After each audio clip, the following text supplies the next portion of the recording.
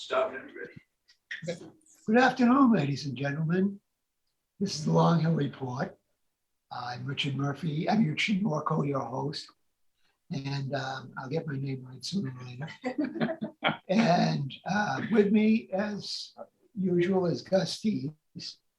And we are fortunate today to have from the Green Party or the Green Rainbow Party, I get confused on that, Gloria Cabellero-Roca. And Gloria will be the candidate for auditor in that party. And we feel privileged to have, today we're going to have two shows with people from the parties that do not get coverage they deserve. So we're going to ask Gloria Cabellero-Roca to introduce herself, and I'm sure she can do a better job than I can, and why she is running and why for auditor. Well, thank you so much for the invitation. Good afternoon, everyone. I am Dr. Gloria Cabellero-Roca. I was born in Cuba. I am the third one of four siblings raised by a single mother or parent, as they say here. I was a single parent myself at 19 while I was going through college. I was fortunate enough to graduate college in Cuba because we enjoyed universal health care and free education through college, even though we've been embargoed for the past 60 years. I graduated there.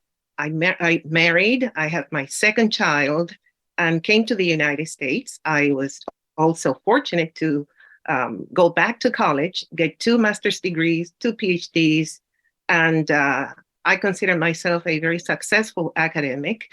Last year, I decided to run for mayor of the city of Holyoke, and I had the opportunity to talk to the people here in my city, and they shared with me their struggles, their dreams, their desires for improvement in the city, the lack of infrastructure, schools being under receivership for over the past 7 years, lack of jobs for people, decent jobs, and also an environment that in which we still have notes. We get notes from DPW saying that the water is contaminated sometimes, but that the levels are not, harmful for our health.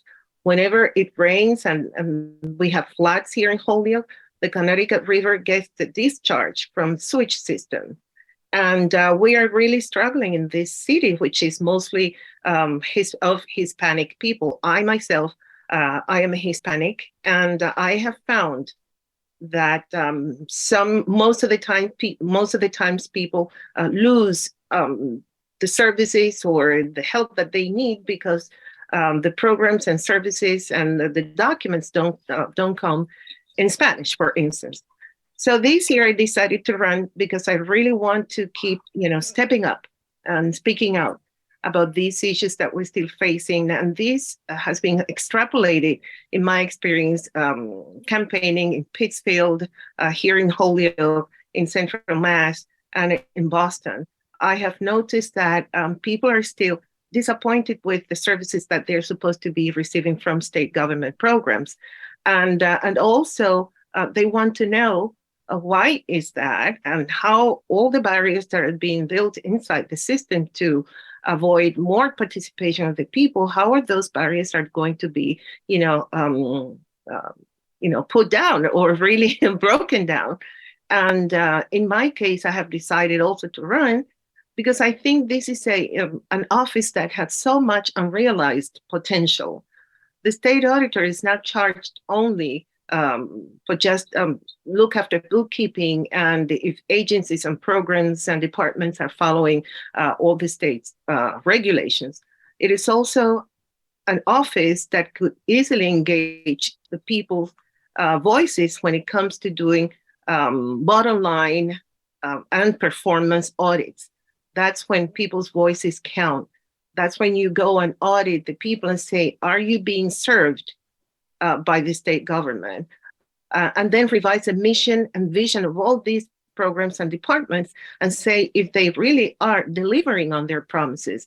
The state auditor also can audit if these agencies and programs and departments have a future plan, a plan for the future.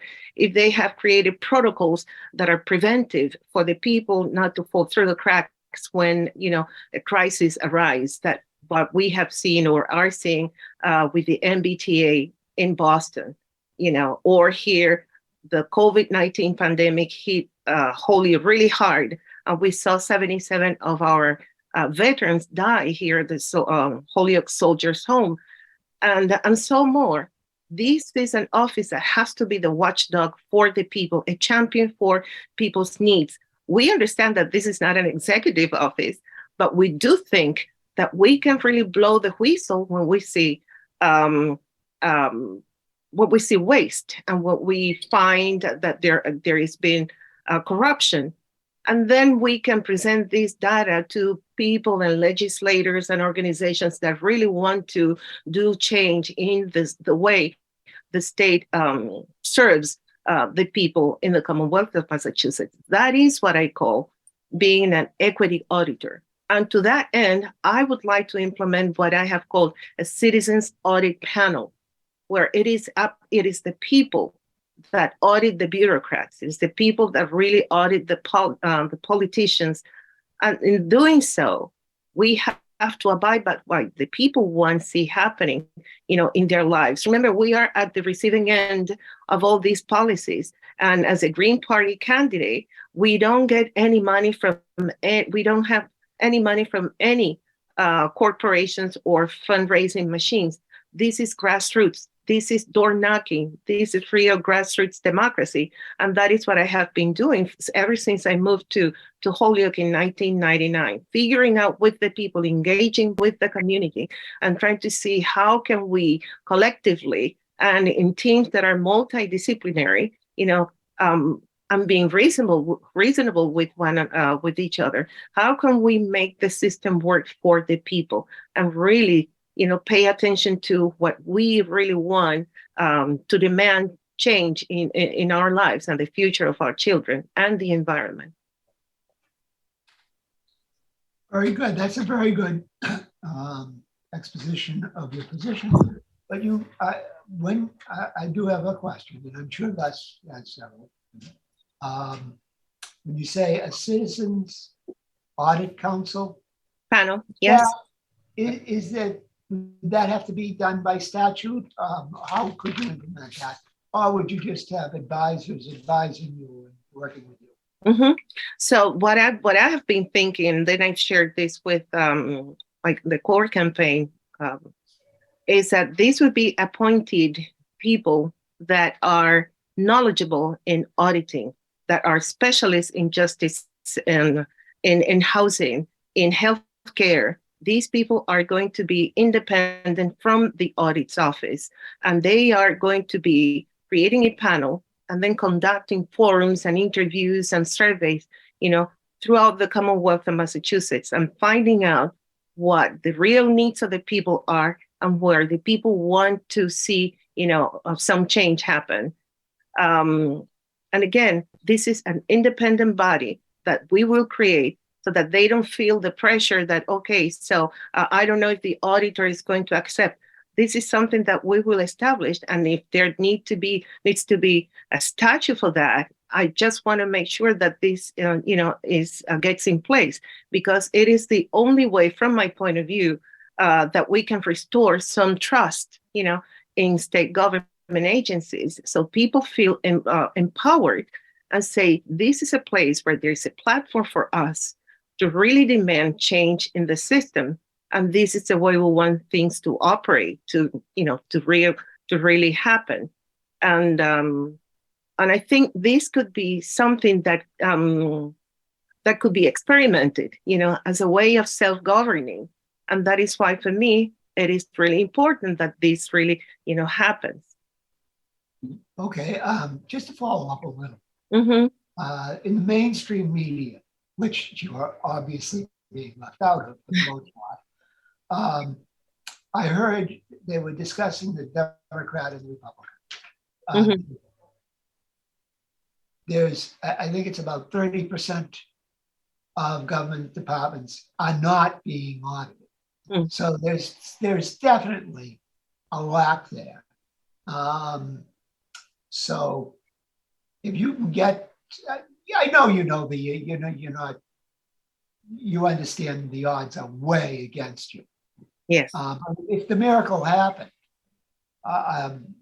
it would be a good idea to have an ad hoc group come up with, work with you. But, if you can get the basic audit done of every State Department, that would be great. Mm-hmm. But we also know that there's quite a number of State Departments that really don't want to be audited. Yes. Yes. This is as you have a mountain to climb. So I'm going to let Gus take over, and I'm sure he has a question. I would like to follow up on what you said. It is true that, what are the odds? And really for audits to happen, and that percentage that you mentioned, to fill that gap, that's why we need an independent, state auditor. Someone that is not affiliated with the major, corporate parties. That's why those audits are not happening. If you are an independent auditor, you don't owe favors to those parties. You don't get monies from those parties, and you have the clarity to be of being an independent agency that is going to work for the people and that is going to shine light on different and the executive and the and all the branches of government, so that they see what needs to be done.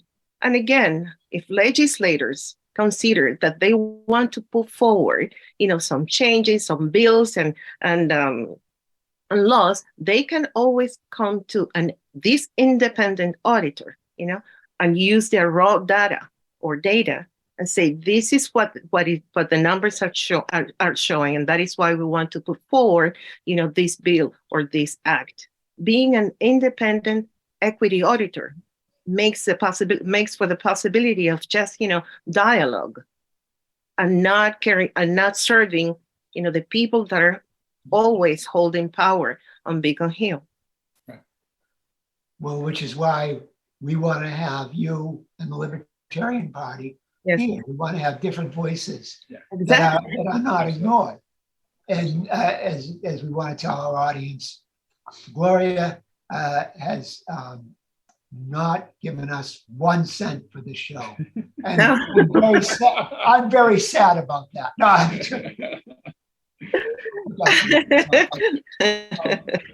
No, Gloria, to follow up a little bit on the previous question, what are the big issues you see needing the kind of oversight that an auditor and a citizens audit panel could provide?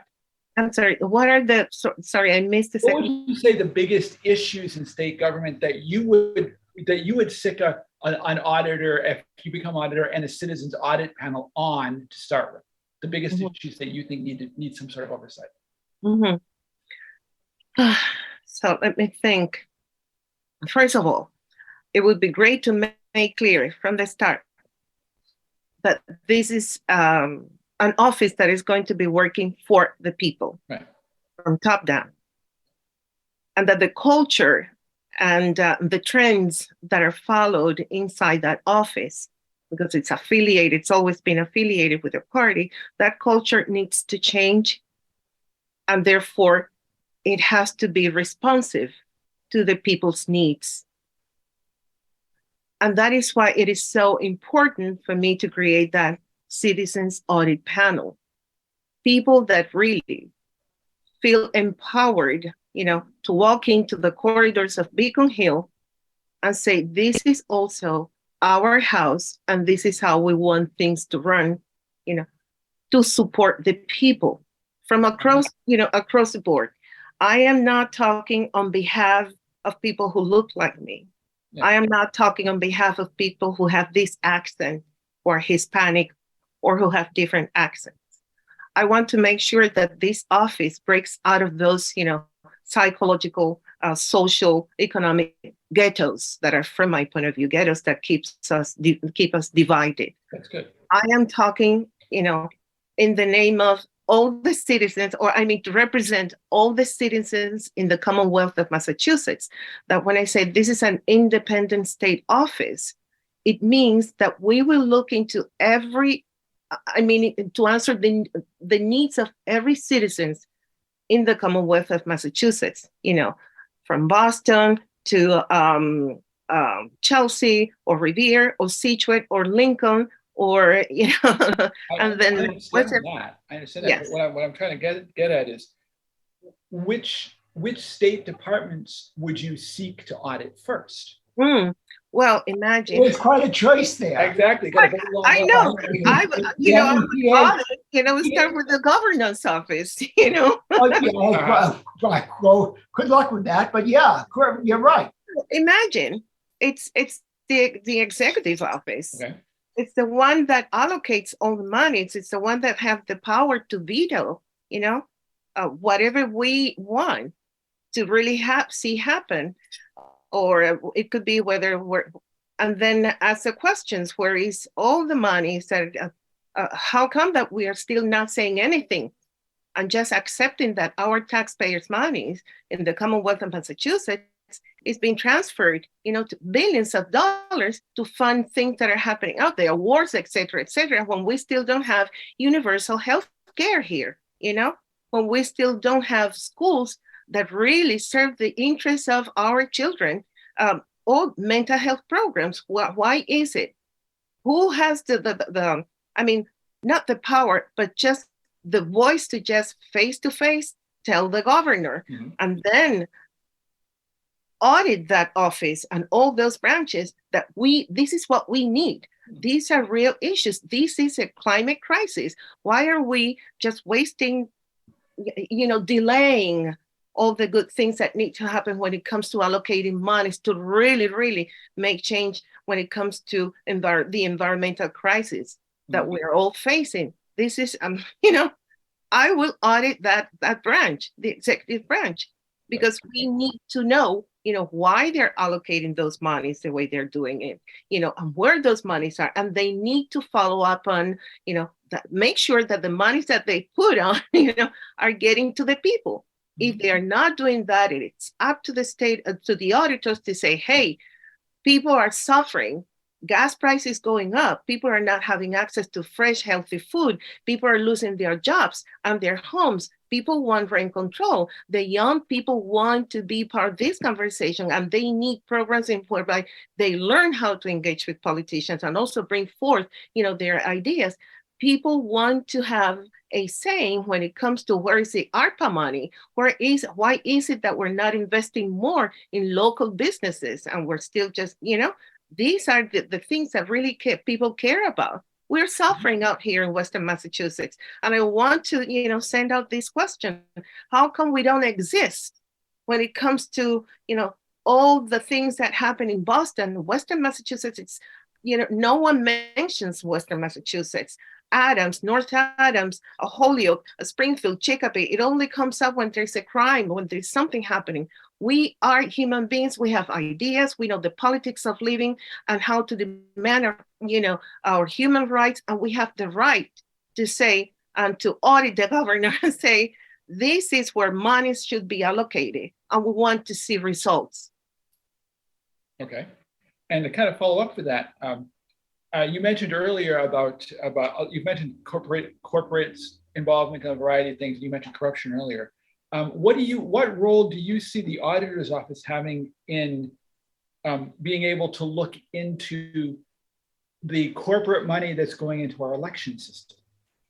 Well, imagine, I don't have this is not an office that would be like it's an executive branch, but we do have a say when it comes to, my party, for instance.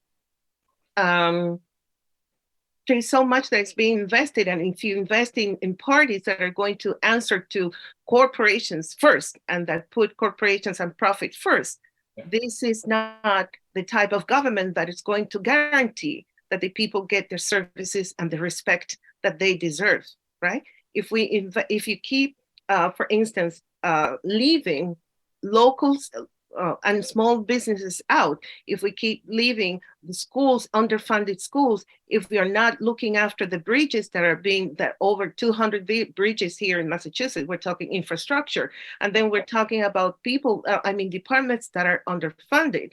If we don't invest in that, and we keep carrying favors and accepting the politics of the corporate parties that are funded by corporations, we're doing a disservice to the people of the Commonwealth of Massachusetts. And this is a kind of monies that should not be talking more than what we are saying as human beings. Mm-hmm. So corporate money, the way the culture is being and the system is being, built, corporate monies and corporations have more saying. They have more value and more presence and more power than the people's power. And this state office is for the people. And like I said before, we need to restore, that confidence of the people in state government. As long as we are carrying favor with corporations, and as long as we put and invest more of our taxpayers' money, funding all these kinds of, programs that are not responding to the people's needs, we in Holyoke, we in Western Massachusetts, we in underfunded community will continue to speak up and stepping up and speak out and stepping up and saying, we want what we need, and what we need is us in power, and we're going to vote out those people and those politicians that are being funded by monies that will not respond or represent the needs of the people in the Commonwealth of Massachusetts. Okay, thank you. And one more question that because I have, my background is in journalism. And I'm also a town official. So one of the things that I try to ask most candidates that I have a chance to sit down and interview is, if you could give me, you kind of summarized your background at the beginning, but do you have any experience either being on a city or town board or commission or in elected office? Mm-hmm. Well, my experience is I am not a politician, like I said at the beginning. I am a successful academic. Okay. I have published books, I have published articles, I have shared the results of my research at international conferences. I am at the receiving end of the policies of politicians. And that is why, and also I am not a typical Massachusetts politician. Right. That is why I see problems and issues from a different point of view, from the people's point of view. My relationship with politics and politicians is me struggling first in Cuba as a single parent, and then here struggling to find a decent job, a decent paying job. Here struggling to be able to pay my rent and then my mortgage. I am a parent, I am a grandmother, and we are here living in schools that are under receivership, underperforming. It's a state that is also that is only focused on MCAS exams and not on hands-on, real critical thinking and critical reading. This is my experience with politics. And my experience as a politician, not as a politician, with politics, is that of being, a community leader, an organizer, door knocking, and also a grassroots organizer and leader. Last year, I ran for mayor of Holyoke, and that gave me, opened a door for me to understand what in politics, what really counts here is name recognition. However, for people, what really counts is someone who really represents their interests, and their voices, and say, this is how things should work for us. That for me is experience with politics, because I also come with lived experience. I teach at community colleges here, and I hear my students. There are people who live in shelter, and I have students who have lived in their cars for months, because the shelters don't have capacity for families who have different, children with different sexes. Door knocking and going around all the places, I have learned that we need more shelters for men, and that it is bad to separate families when they are houseless, unhoused. Mm-hmm. I am in a city, and it's the same in Pittsfield, in Fitchburg and in Mattapan, where we have people homeless and mental health issues and people very quietly, not in very poor cities that are suffering from the opioid pandemic. That to me is a relationship with politics because it's a way that we're not addressing issues that really matter to the people. That's a good answer. Thank you. And to actually go back to the fact that you mentioned that Holyoke is in receivership. I come from Southbridge, and we're also in receivership. Yes. How do you see the auditor being able? How would you see yourself as an auditor being able to work with the state to fix the receivership system? Because I know Holyoke's been in receivership for many years. We've been in it for like 5 years. Lawrence has been in for like 9 or 10 years. Nobody at the time. The schools, and none of those communities seem to have a path to get out of receivership and take their communities back. Mm-hmm. How do you think the auditor can help that process along? First of all, we need to engage the community in this conversation. When Holyoke got into receivership, many of the good teachers that were community teachers, teachers from the community were fired. Yeah. Right? Yep. So what happens is people feel that we are being occupied by the state, that the curriculum is not culturally oriented, and that what is happening is that they're bringing people from outside the community thinking that they know how to fix our problems. Yeah. So what we should do is work with the community, with the parents, with the superintendent, and with the teachers and find out, because to me, what happens is there are social determinants that really matter when we talk about education and receivership. Right. Easy to put schools into receivership, but not solving the problems that are causing the schools to be underperforming. And that's, again, goes back to housing, lack of infrastructure, parents losing their jobs, mental health issues, substance use disorders, etc. Those are social determinants that, if underfunded, those agencies and programs and divisions and units, then we have a result in which our children get affected, and this is school underperforming.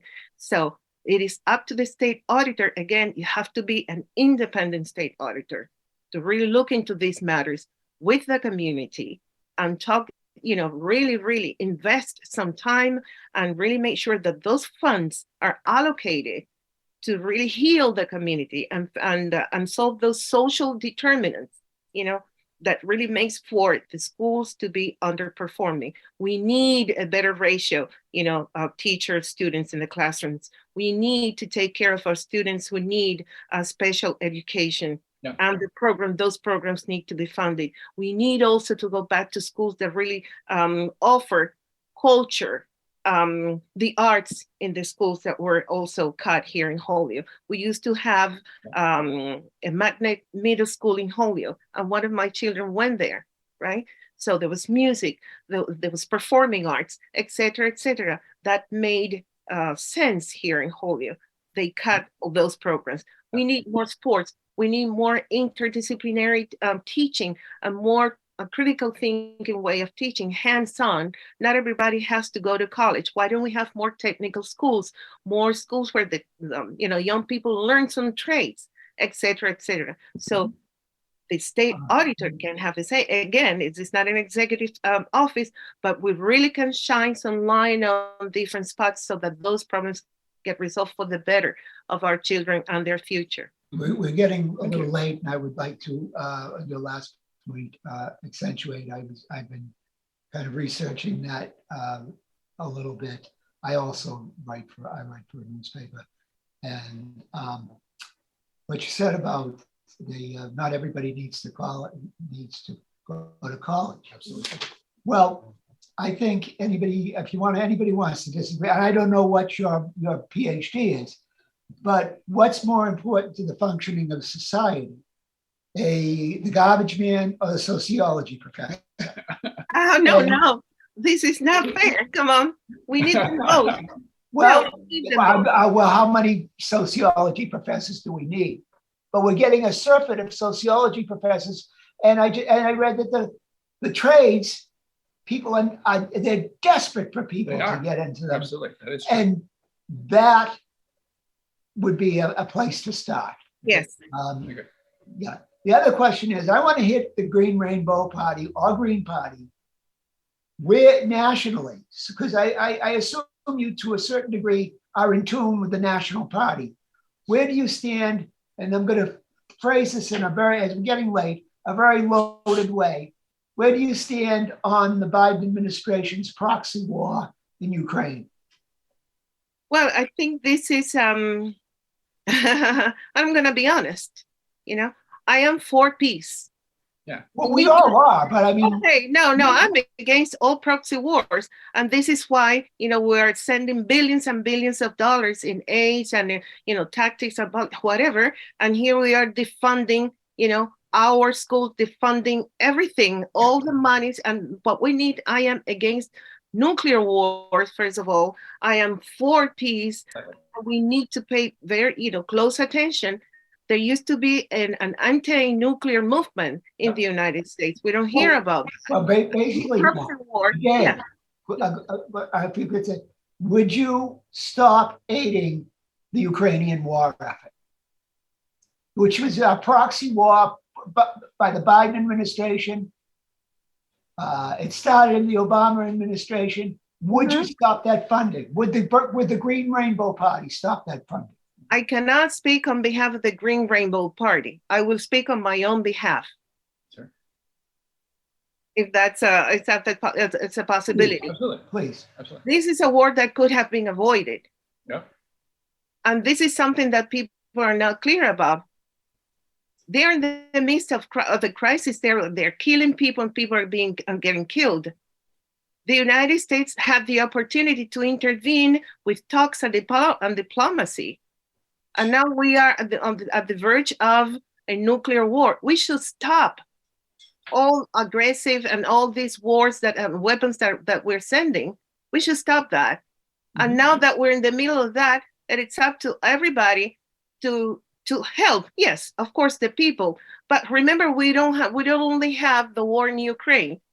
We have many wars out there that should stop right now.